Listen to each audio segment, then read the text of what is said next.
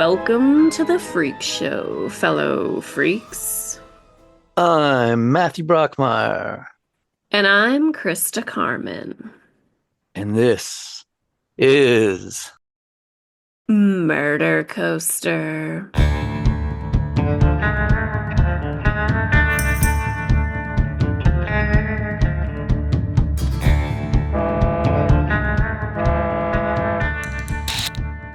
Breaker 19. Welcome back to part 2 of the Happy Face Killer Keith Jesperson. Last week we saw this sad lumbering giant become a long-haul truck driver and commit his first murder. A Billy Bunn and CB Rambo and Mercy Sakes Alive, he's about to become a full-on serial killer. So strap in, partners. We got some rough and terrifying road ahead. Keep them ears open and hang on. Over and out. Let's begin. Chapter 1. Claudia.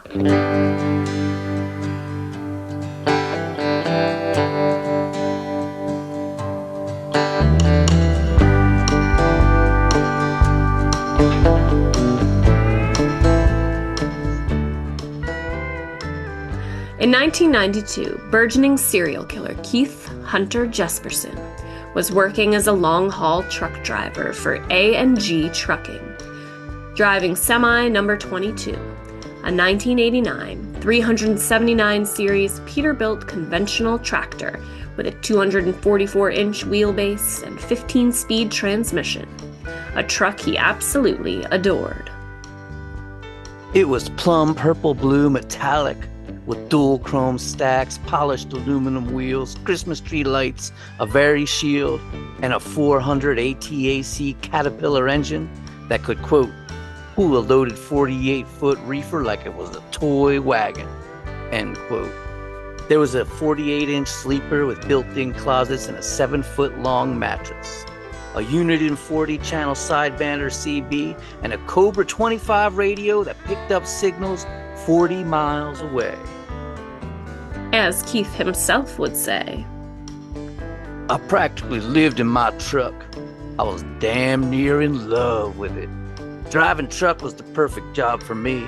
Out in the open road, living on slim fast and coffee and no-dos. Nobody telling you what to do or criticizing you. Master of your own life. I took crap from nobody.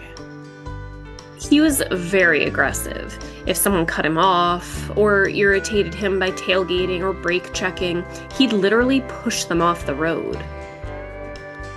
One steaming hot summer day, he was at the brake check area on I-15 above San Bernardino, California, sprawled under the truck in his overalls, setting his brakes in case the scale house guard decided to inspect, when a woman came wandering up out of nowhere and asked him for a ride to Los Angeles. They were in the middle of nowhere, on the side of the highway, surrounded by canyons. And Keith was mystified that she'd just appeared out of nowhere, asking her, "Who are you? Where the hell did you come from?"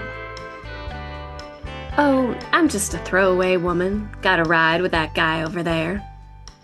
Keith eyed an Albertson's grocery truck pulling away. They weren't allowed to pick up hitchhikers, so he must have been dropping her off before heading down to the scale house. She said her name was Claudia. She had no luggage whatsoever, and when she smiled and hopped into his truck, Keith Jesperson knew exactly what he was going to do to her. In Coachella, he basically raped her, but then bought her lunch to make it up to her. He claimed she then started demanding he get her some meth, even grabbing a CB microphone and asking other drivers if they had any. "Breaker, breaker. Any of you good old boys got some instant coffee for a little lady looking to stay up late?" Keith says he tore the microphone from her hand and told her he didn't allow drugs in his truck. And then she started demanding he pay for the sex they had, which was not consensual, and told him if he didn't give her the money, she was going to the cops saying he raped her. But, important note, he claims nearly all of his victims did this, somehow blaming them for their own deaths, and We don't really know what went down. Keith says he threw her into the sleeper compartment, wrapped her up in duct tape, then pressed his fist into her neck like he'd done with Tanya, pressing and pressing until she stopped struggling and went still. Keith sat there, stunned to find he'd now committed his second murder. His dark fantasies turning into reality. He tried to decide what to do next, when the woman suddenly opened her eyes and started screaming at him, saying, "This is bullshit! You can't kill me!" So he says he raped her again, and in the middle of it, 2 cops pulled up, using his truck as shade on the hot day as they went into the truck stop for lunch. So Keith wrapped her all up in duct tape, securing her in the sleeper compartment, and calmly pulled away. But as he started driving down the highway, she suddenly sprung up again, having worked her way free of the duct tape, and was now pulling on her clothes and saying, "I'm tired of this. So tired of this." So Keith pulled into the next truck stop he came to and began to torture her, choking her out and letting her come to over and over again, even using CPR to revive her so he could start the process again, saying, "I wasn't going to let myself be robbed of the experience. I wanted to see in her eyes that she knew she was going to die, that I was going to take her life. I was playing with her like a cat with a mouse. I was breaking her mind.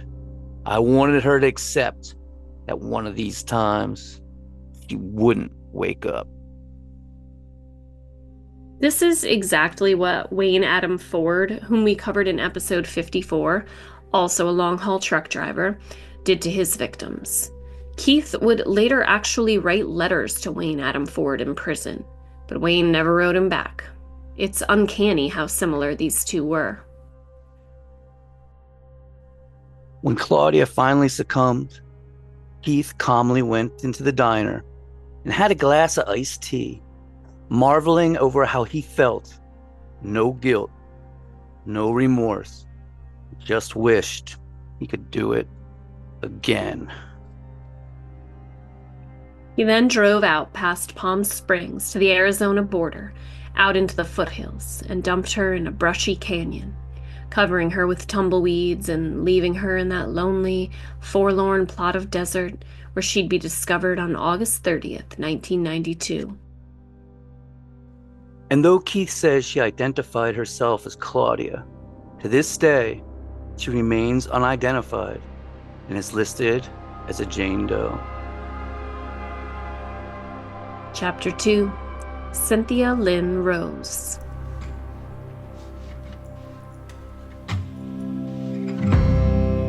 You got me acting out.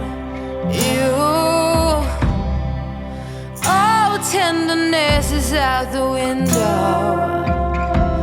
What you do to me when the cold bites blue is straight cool.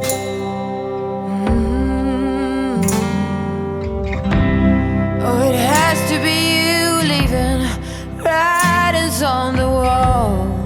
Promise me roses and a hungry haze. A month later, Keith was driving a truck he didn't like, a 1991 Peterbilt conventional that was low geared to the point where it only got 5.5 miles per gallon.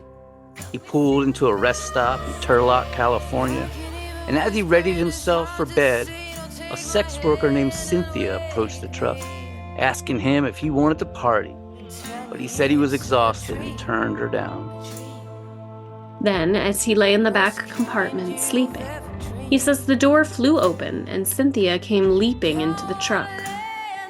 He says he just impulsively grabbed her up into his huge hands, and this guy is a giant, and just strangled her right there before she even had a chance to scream. Killed her dead. He wondered for a moment at what he'd done. He hadn't even had sex with her or played his death games. And why had she jumped in his truck? Was she being chased, running from the cops? What if she had friends who saw her get in his truck? So he immediately took off, not even bothering to put his shoes on, just driving off barefoot. He drove south on Highway 99, through Delphi and past Livingston, to the Blueberry Hill Cafe, a popular greasy spoon restaurant for truckers, which is all closed and shuttered and dark in the night. He pulled around back and placed her beneath a walnut tree. Weirdly, though, Keith would claim that the woman he left at the Blueberry Hill Cafe was not Cynthia Lynn Rose, but another sex worker, telling crime writer William Phelps that he hadn't left her under the walnut tree, but clear on the other side of the parking lot, on soft soil covered by dirt where trucks drove, thinking she'd be slowly swallowed by the earth. And there are some conflicting timelines to bring into question whether Keith killed Cynthia Lynn Rose or if it was another random woman he killed. But if he didn't kill Cynthia, that would mean there were two bodies there in that parking lot of that restaurant, which seems highly unlikely. But I don't know. Wayne Adam Ford probably hung out at that restaurant as well. It's just more strangeness to this case. Chapter 3. Lori Ann Pentland. The Milky Way, where everyone knows your name. Every day feels the same, though it gets hard to explain.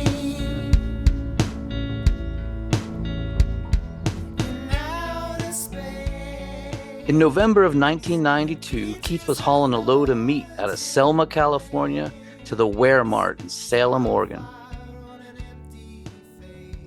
Driving Interstate 5 through Oregon, he pulled into the Burns Brothers truck stop frequented by a 23-year-old sex worker he knew named Lori Pentland. He got on at CB radio and announced himself.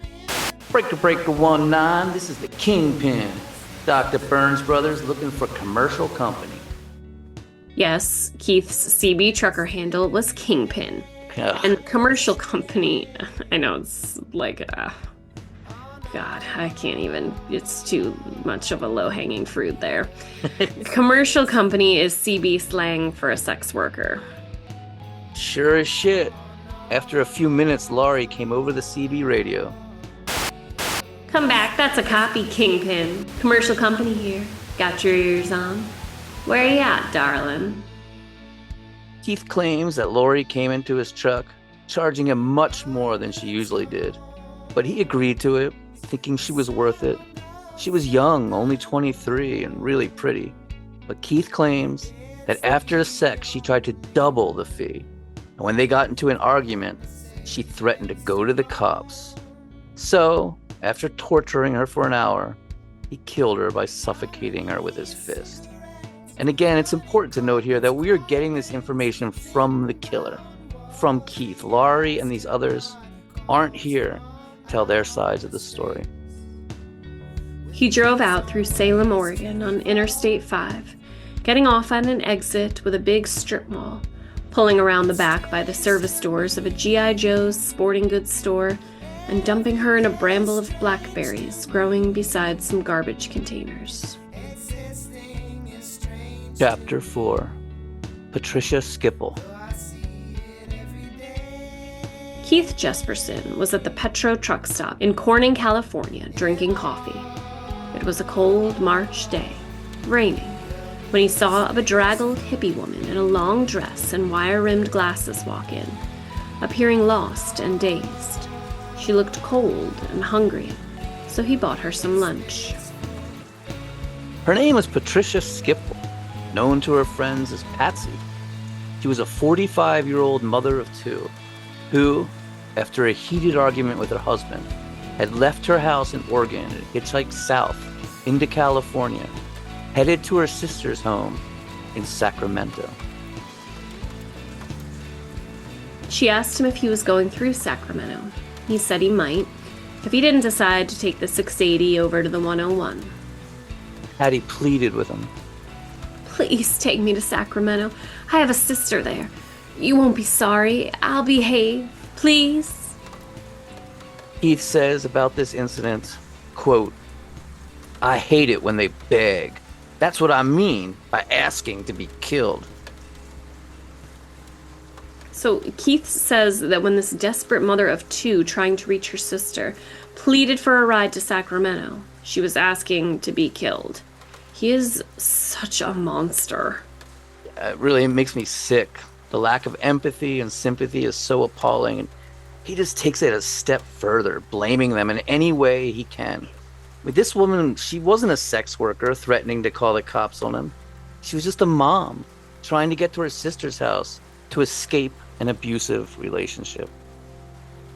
They drove for a few hours, eventually pulling into a rest stop in Williams, where Keith says after consensual sex, he tortured her for a few hours, choking her out by pressing his right fist into her neck, allowing her to regain consciousness and choking her out again until she eventually died.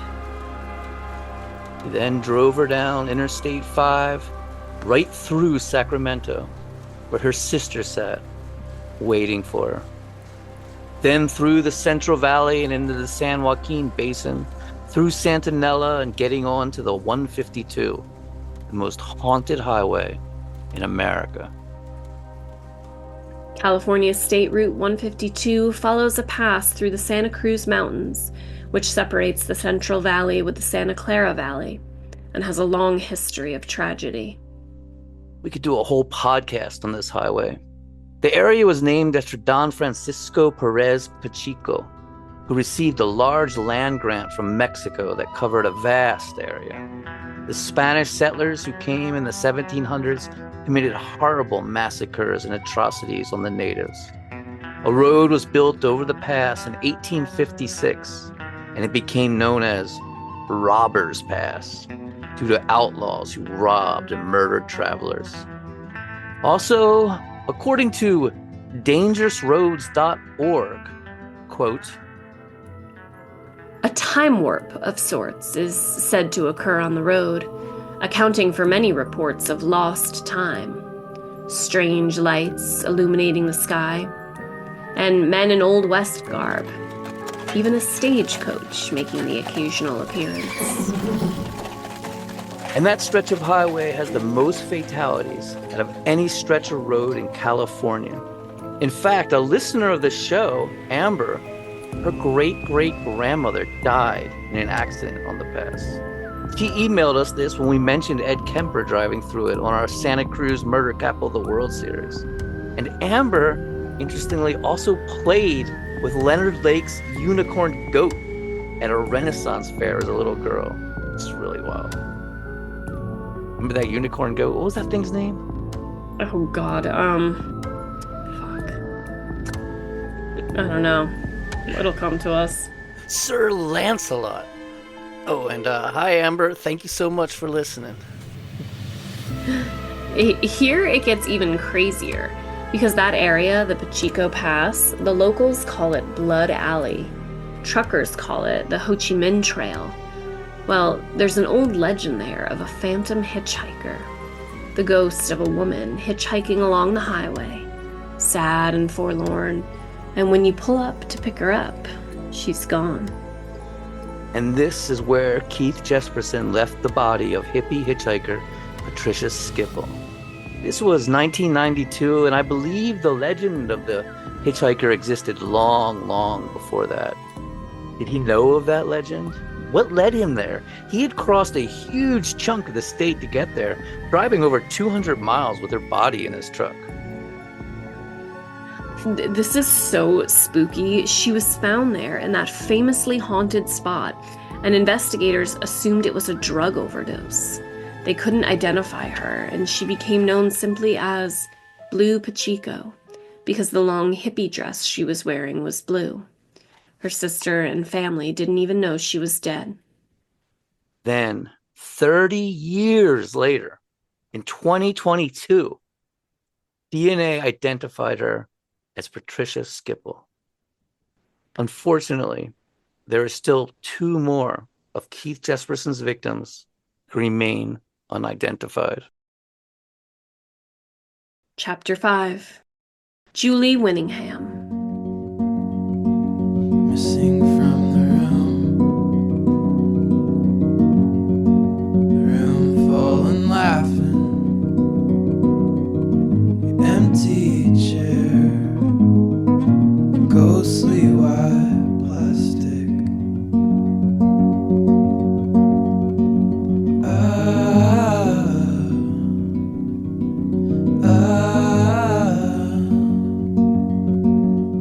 At the Burns Brothers truck stop in Troutdale, Oregon, Keith met a short, blue-eyed girl that reminded him of Maggie on the television show Northern Exposure.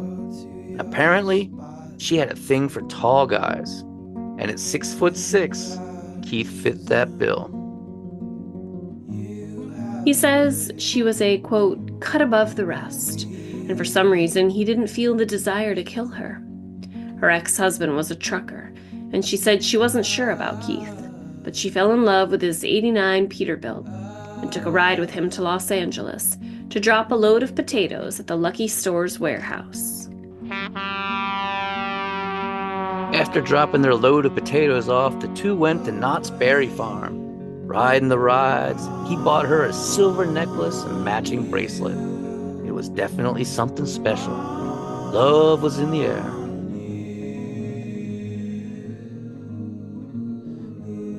She told Keith pot made her horny, so he bought her a joint at a truck stop for $40. That's one expensive joint.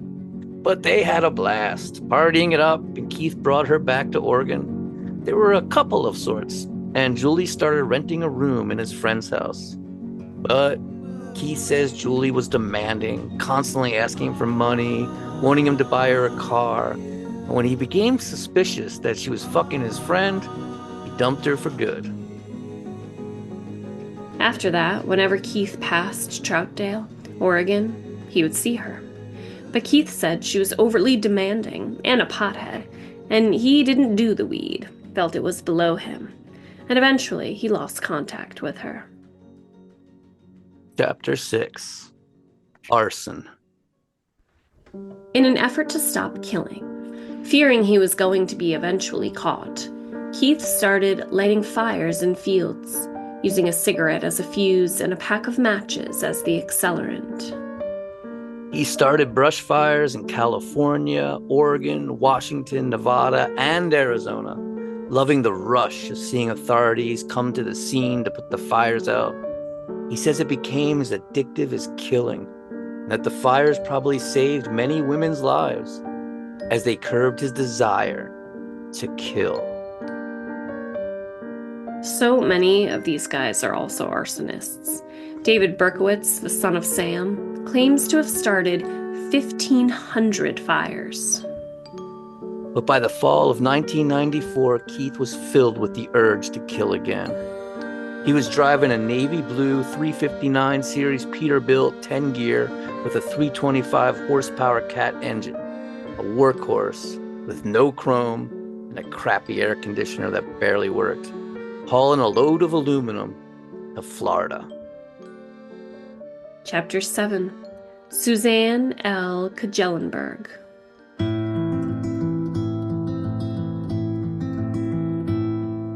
Take me on a spree. I wanna get to know me, every little inch of me.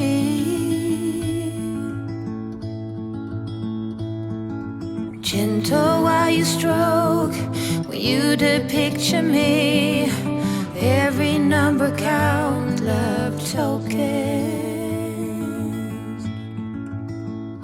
Where did all the swallows fly when I was 17? Susie was a free spirit from Wisconsin. She was pretty with a wild glint in her eye and was a diviner of prophecy, a fortune teller and oracle. She read tarot cards and kept magical emblems like moss-covered bark in her purse. She'd fallen on some tough times. She was getting older. She was 34 in August 1994 when she found herself at a Tampa, Florida truck stop looking for a ride. Unfortunately, she encountered Keith Jesperson, who raped her and strangled her to death, dumping her body in some brush in Okaloosa County, where she'd be found in September by an inmate work crew. She'd remain an unidentified Jane Doe until 2023, nearly 30 years later, when it was finally discovered who she was. Suzanne L. Kajelenberg from Wisconsin, using DNA lineage. A genealogical profile and an elaborate family tree was created to track down her identity using funding from the National Missing and Unidentified Persons System. Chapter 8. Angela Subrizi. Angela Subrizi was a down-on-her-luck exotic dancer from Oklahoma City when she strolled into the lobby of the historic Ridpath Hotel in downtown Spokane, Washington on January 20th, 1995. Her personality could be summed up by the tattoo on her ankle. A sweet and cute Tweety bird, giving the finger and telling the world to fuck off. She went to the lounge and ordered a beer, gazing about at the businessmen in their suits and ties, a gaggle of truckers laughing at a table, making eye contact with a tall, blonde-haired man who asked, "Mind if I join you?" Angela told the tall trucker that she was new in town, had just arrived, and didn't really have a place to stay. The nice trucker, whose name was Keith, told her that his company paid for his room, and she was welcome to stay there if she wished. She agreed, and the two strode to the elevator, arm in arm.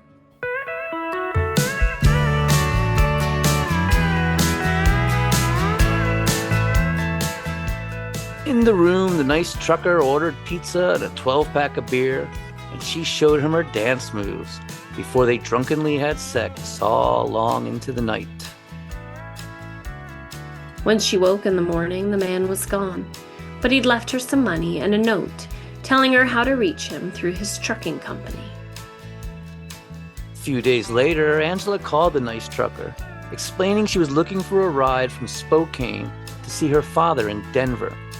As it happened, the man was about to haul a load of cedar boards to Pennsylvania and will be passing right through Denver, and agreed to give her a lift. The man was, of course, the smiley-faced killer, Keith Jesperson. They headed out, stopping at Ken's Truck Town on Interstate 90, where they had dinner with Lady Rose, who ran a CV station that relayed weather reports to truckers.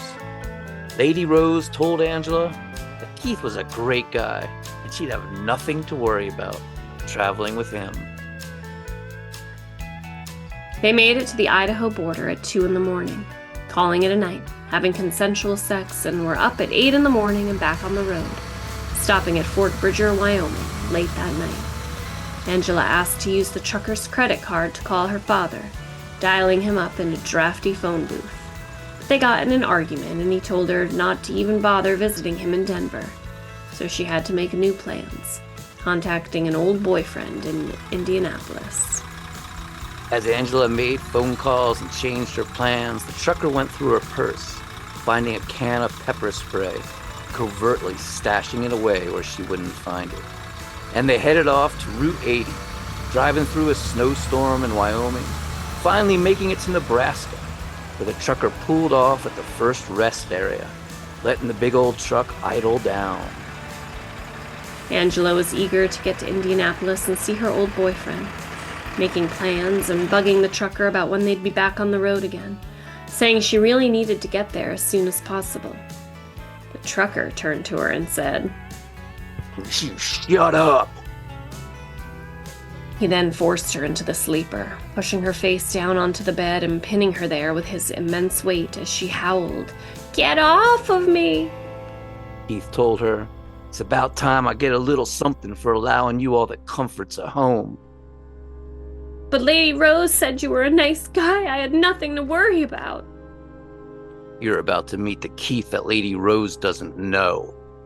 And with that, Keith Jesperson pulled a roll of duct tape out and began wrapping it around her mouth. "You don't have to do that." "Oh, yes, I do." "Listen, baby, I'll do what you want. Anything you want. Relax." Then Angela reached for her purse, and the trucker laughed. Looking for your pepper spray? I took it out. "Oh, no." "We're going to play the death game." Then Keith Jesperson began to choke Angela out, bringing her right to the point of death before allowing her to gasp for air again, over and over and over.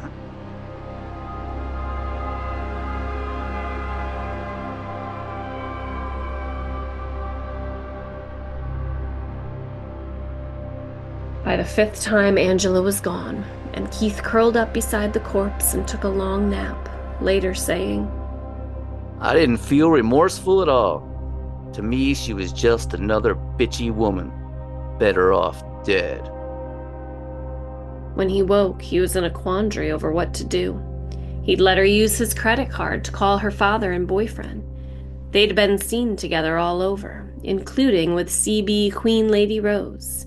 He decided he needed to make her disappear completely, leaving no trace.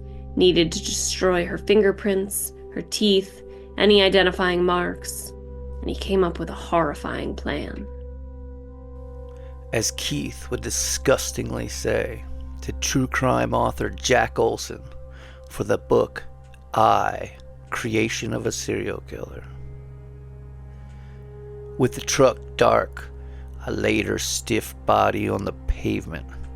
I tied a length of black nylon rope to a cross member under my trailer just long enough to allow her body to drag between the dual rear wheels so she wouldn't be seen from passing vehicles. I connected the rope to her ankles and placed her nose down under the trailer. That way I could drag her backward and grind off her face and fingerprints. I did all this in about 3 minutes. A few clusters of traffic passed me, but didn't slow down. I waited for another group to pass before I re-entered the highway.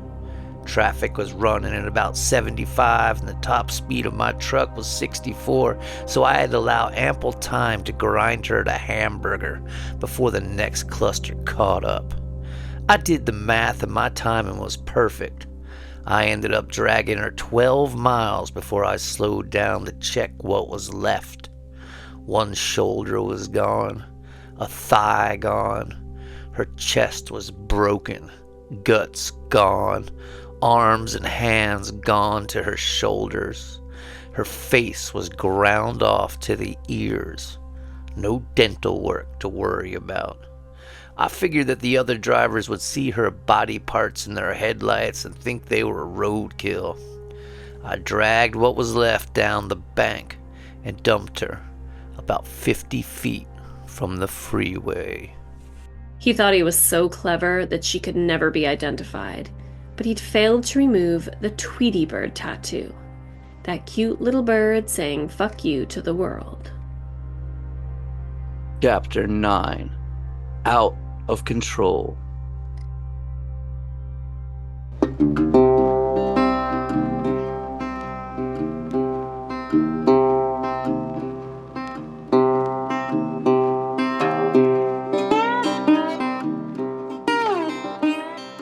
Keith Jesperson was spiraling out of control.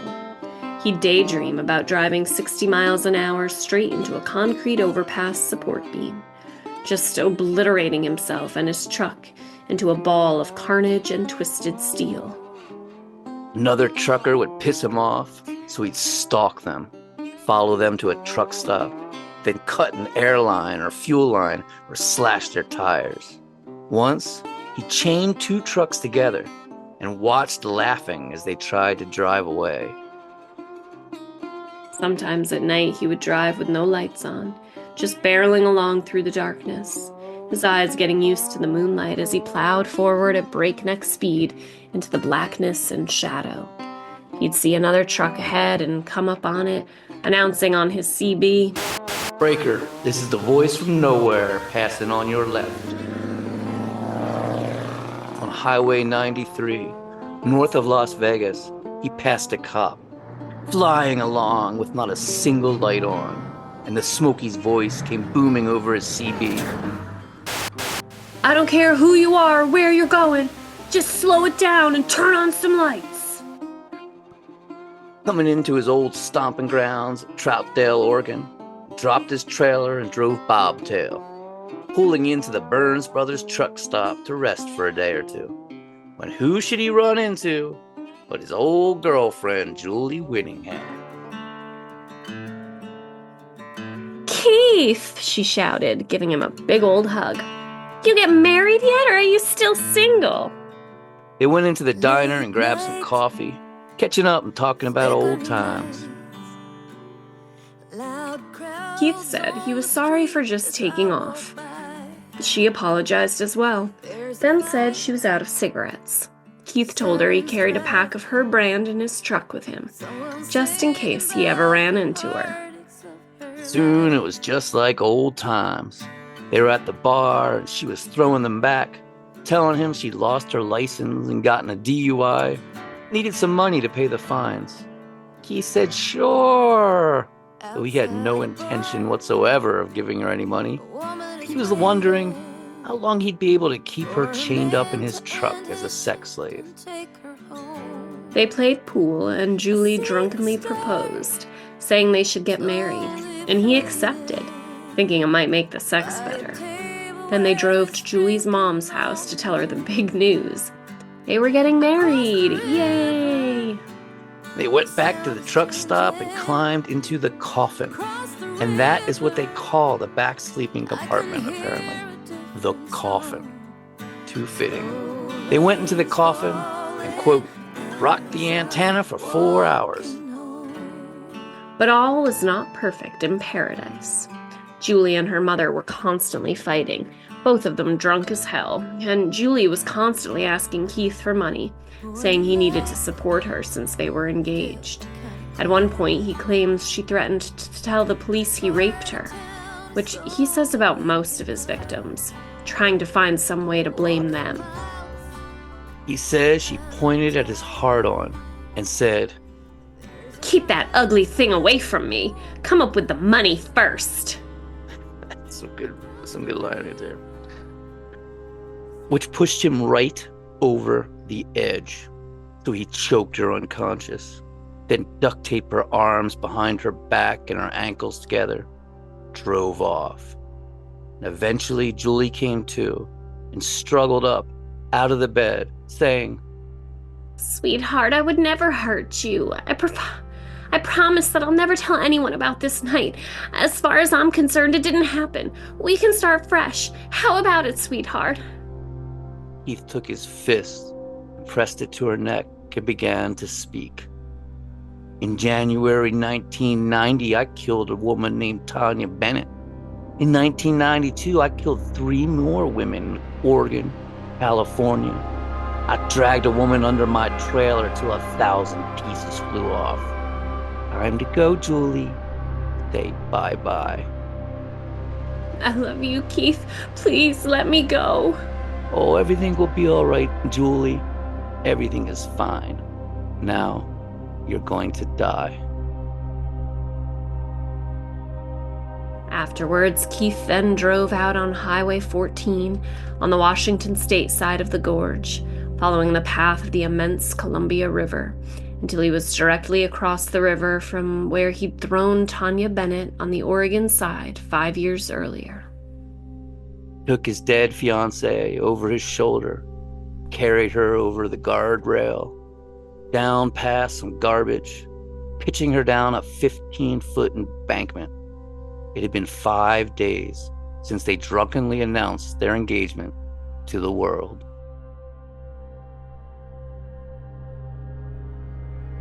Chapter 10. Trucking License.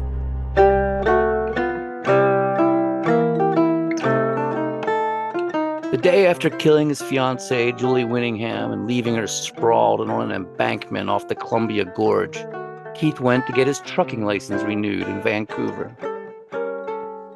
He then drove his semi down to Corvallis, Oregon, and picked up a load of lumber and headed east towards Pennsylvania. In Pennsylvania, he picked up a load of stainless steel for a mine north of Deming, New Mexico. Keith began to feel paranoid, like he was being followed. In El Paso, Texas, he pulled into a Unocal 76 truck stop where he saw a few drivers from his company. But when they saw him, they all turned away. At the port of entry to New Mexico, the cops questioned him, asking him his full name, something they'd never done before. He drove to the mine, 2 white cars following him, then unloaded the steel. Driving into town, 2 police followed him. At the Deming truck stop, he called his office, and dispatch told him to stay there and not go anywhere, which made no sense. He should have a load all set up. But eventually, dispatch told him to pick up a load at the Las Cruces Fairgrounds. Keith asked them, "Pick up what? What's the load?" They said they didn't know. We didn't know. That was crazy. How could the company not know what he's supposed to pick up? As he drove toward the fairgrounds, he was followed by a red and black Bronco, which pulled up at the gate with him. A guy in a black suit got out, told him to pick up the load by a Quonset shed in the middle of the fairgrounds. At the Quonset hut, 2 guys in suits and ties stepped out, aiming guns at him. When Keith asked what this was all about, they said they were investigating the death of his fiancée, Julie Winningham. They brought him in for questioning, demanding he make a confession. But as Keith says, "I told them that I had nothing to confess. I lied, like I always lie when I'm in trouble. I learned that as a kid, and I was really good at it." They told him they'd let him go if he took a lie detector test, and he agreed. Keith says he could pass any lie detector test because he constantly lied about everything and it was normal for him. And remember, there's an innocent guy doing time for murder that Keith committed who had failed not 1, but 2 lie detector tests. He's telling the absolute truth. Jeez. But the cops were bluffing anyway. They never gave him a lie detector test, and after drawing his blood and taking his fingerprints, they let him go. White stag, white flag, white stag, the combination of the night wind with Dow three-eyed,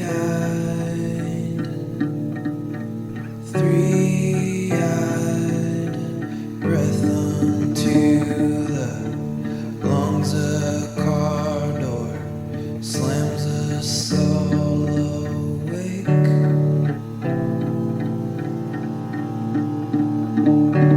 When Keith felt he was just in for it, everyone in Portland was accusing him of the murder, and DNA would eventually prove it. It was really only a matter of time. He bought a bunch of over-the-counter pills, Sudafed, Contact, Tylenol, ASIN, and ate them all in a half-assed attempt at suicide. But he just threw it all up. Bet he didn't get hay fever, though. Apparently he was so fucked up, though, that he accidentally crawled into someone else's truck. Can you imagine a 6'6" serial killer climbing into your truck while you're sleeping? Completely out of it on decongestants? That's wild. He tried it again with non-prescription sleeping pills, and again just puked it all up. Then he wrote a letter to his brother. "Hi, Brad. Seems like my luck has run out. I will never be able to enjoy life on the outside again. I got into a bad situation and got caught up with emotion. I killed a woman in my truck during an argument. It looks like I truly am a black sheep. I am sorry that I turned out this way. I have been a killer for 5 years and have killed 8 people. Assaulted even more. Guess I haven't learned anything. I took 48 sleeping pills last night and I woke up well rested. They will arrest me today. Keith." After wandering a mountaintop, thinking he might freeze to death, Keith went and called homicide detective Rick Buckner in Vancouver, collect, and told him he was ready to confess to the murder of Julie Winningham. Chapter 11. Confession.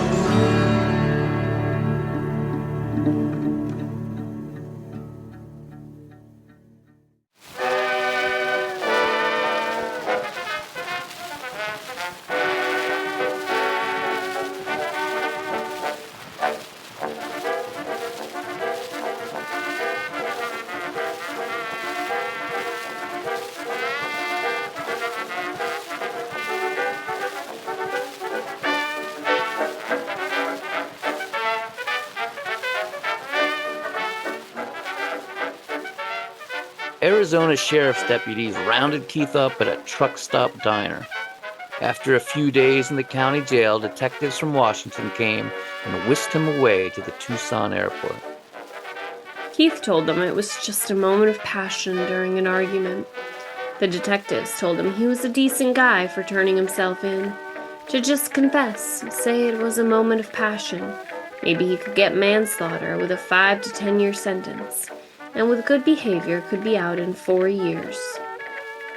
And during the plane ride, the detectives didn't even bother to put handcuffs on him. But now, during that long plane ride, bumping along, all Keith could think of was that letter he'd written his brother. He had to get in touch with Brad, tell him to destroy the letter. When he got to the Clark County Jail in Vancouver, Keith called his brother, telling him to destroy the letter. But Brad told him, Dad made me turn it into the police. He said I could go to jail for withholding evidence. Busted. So busted. Keith's dad, Les, would say, I had to read the letter twice to absorb it. When I realized that Keith had confessed to serial murder, the walls closed in. I cried and shook all over. In my mind, I saw my little curly-haired son coming home from Sunday school in Chilliwack, dressed in the short pants and shirt his mother had made for him. I couldn't stop shaking, couldn't stand up or support my own weight. Doc gave me a shot and diagnosed a nervous breakdown. Les became obsessed with discovering why people kill, reading psychology books, the memoir of Jeffrey Dahmer's father. He remembered the rumors that his uncle had committed suicide in a mental institution by pounding a nail in his head. He began to look into it, trying to understand. His uncle had been committed for incessant masturbation and making death threats against his doctor. And Les found the death certificate saying, quote, suicide by driving a 3.5-inch nail into skull. And his commitment papers read, patient says whole family or neurasthenic types. Chapter 12. The Smiley Face Killer.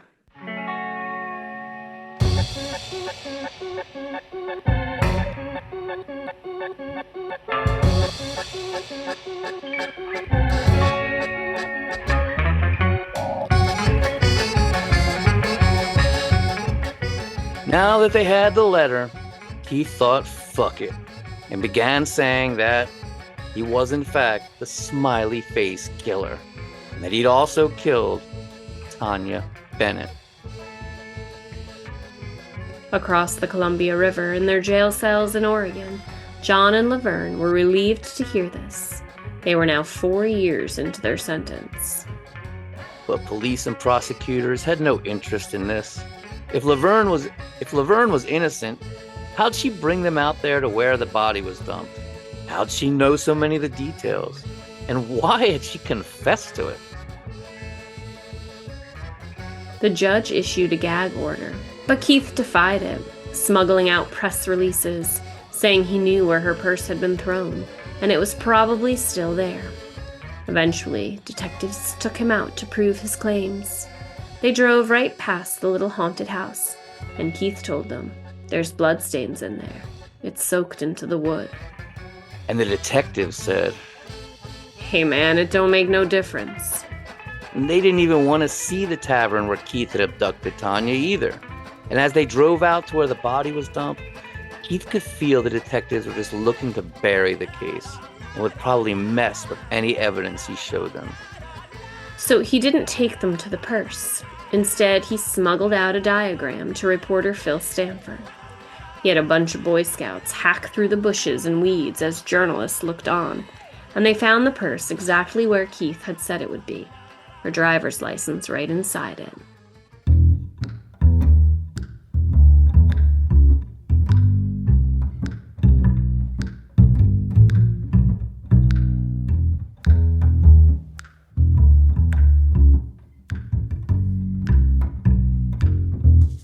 So Keith was charged with the murder and pleaded guilty and was convicted of Bennett's murder, on November 2nd, 1995.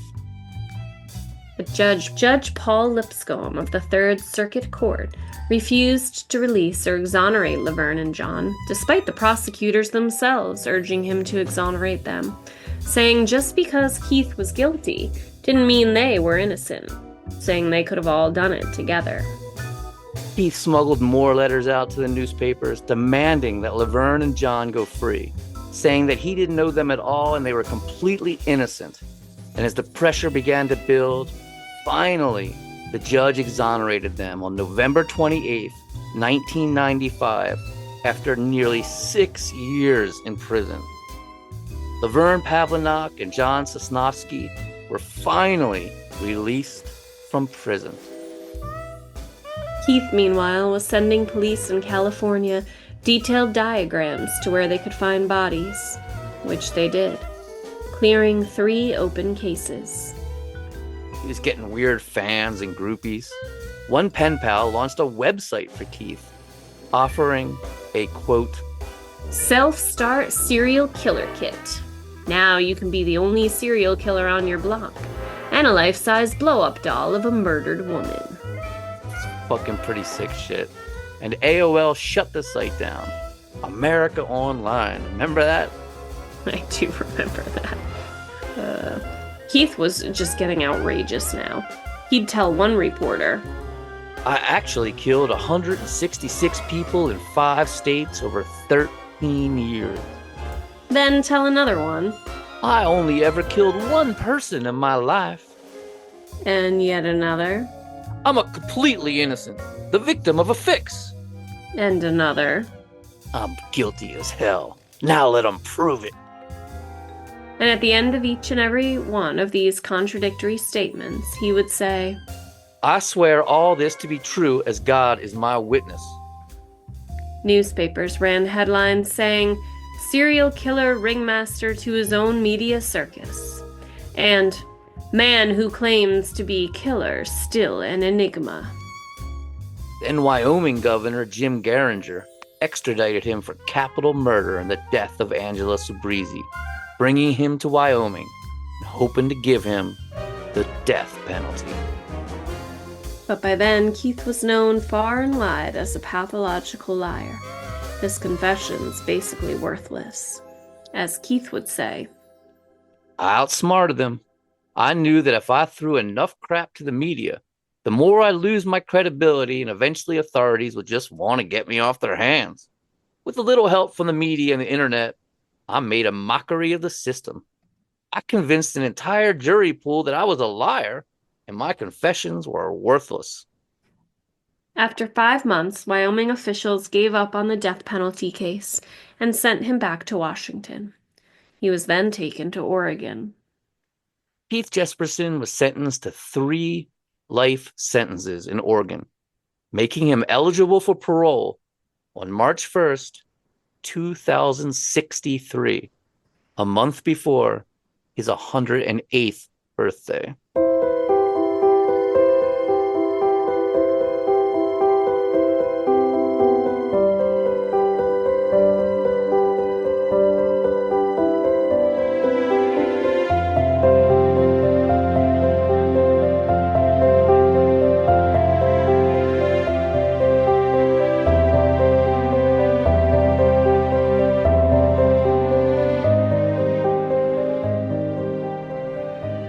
In September 2009, Jesperson was indicted in Riverside County, California, on murder charges and extradited in December 2009.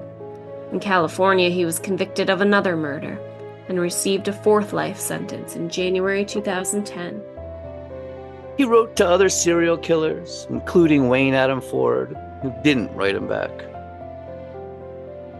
He helped write the book, Creation of a Serial Killer, with Jack Olson, which was one of the main sources for this episode. It's an incredible book, but now Keith denies many of the claims he made in that book, large sections of which are written in first person directly from him.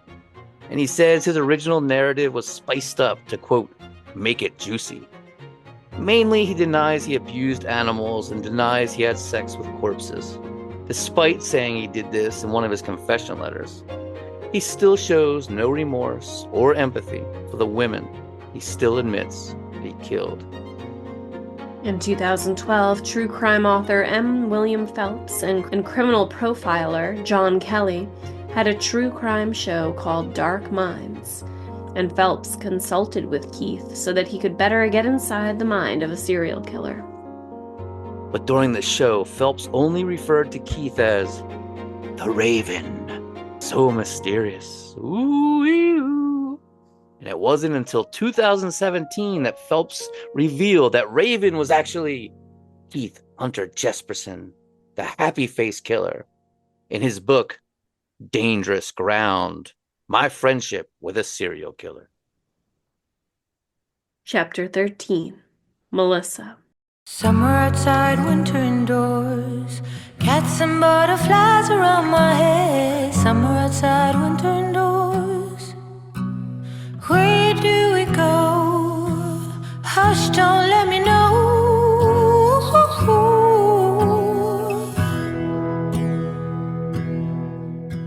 Keith's daughter Melissa was 15 when he was arrested for being a serial killer. Afterwards, she had flashes of strange memories of watching unsolved mysteries with him as a little girl. Him saying, I know how to get away with the perfect murder. I'd wear my bicycle shoes so I didn't leave prints, and I'd cut the buttons off so there were no fingerprints. Which, I'm sorry, is not a fucking sign of a criminal genius. That is like the stupidest thing I've ever heard of. Yeah, it was pretty terrible. Confused and in a dark place, Melissa wrote her father a letter in prison, angrily confronting him. He wrote her back saying she was being a crybaby, and that she herself had a killer inside of her. He'd always seen it there, knew what was behind her eyes, and she should be behind bars as well.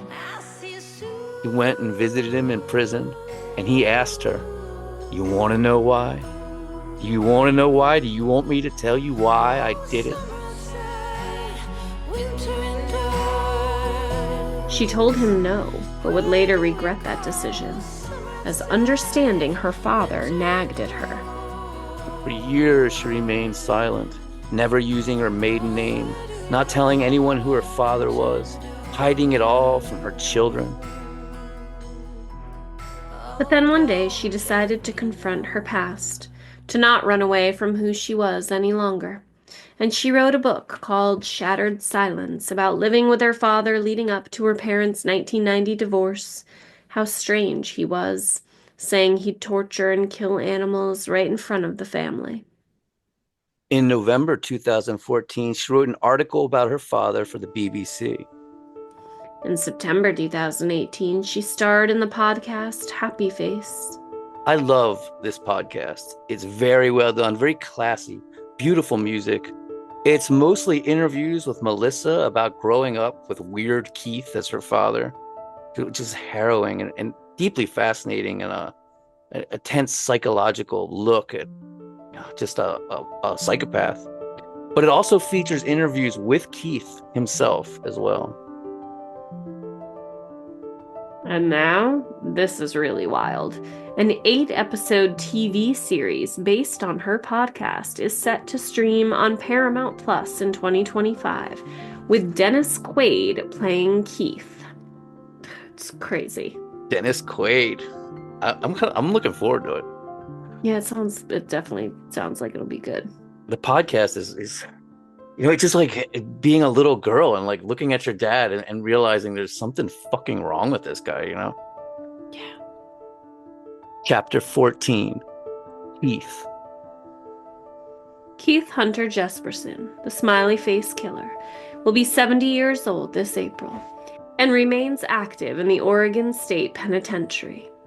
He's just released a new memoir, compiled and edited by a friend of the show, Nicole D. Phoenix. You can hear our interview with her about the experience in our last bonus episode.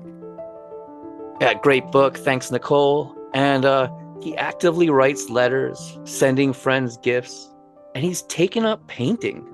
And his paintings are actually surprisingly good. I've got pictures of the ones that he sent to Nicole. I'll put them up on Instagram. And he actually sent her all kinds of weird shit. Remember, including those weird glasses? They're like those serial killer glasses that all those weird guys wear. You know, like the ones Jeffrey Dahmer had. Yep. Ugh, no, I can't get them out of my head. He spends a lot of time refuting his daughter Melissa's account of their life together, saying he never tortured animals or had sex with the dead. In 2020, when Melissa was getting married for the second time, Keith sent her a printed picture of her own wedding that he'd gotten off Instagram, creepily proving that he had access to her account, saying she and her husband needed to do some running as they were both, quote, too fat. Which, by the way, they were not at all. And even they were skinny. And then he asked her, why hadn't she invited him to the wedding? And though he argues over the details, he doesn't deny his actual crimes, his urge to murder, and he still has no real remorse, sitting in prison, using his crimes as a tool for his sick fantasies. And today, he's pen pals with Long Island serial killer Rex Horman, saying he likes to help his fellow serial killers, show them the ropes and how to navigate prison and the complex legal system. Isn't that nice? So nice. So nice. Ugh.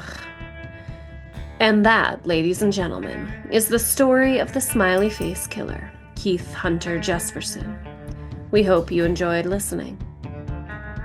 Thanks so much, everybody. You want to reach out, you got a case you think we should cover, you want to say hi, did we get something wrong? Let us know at murdercoasterpodcast@gmail.com. That's murdercoasterpodcast@gmail.com. Catch you next week. Bye.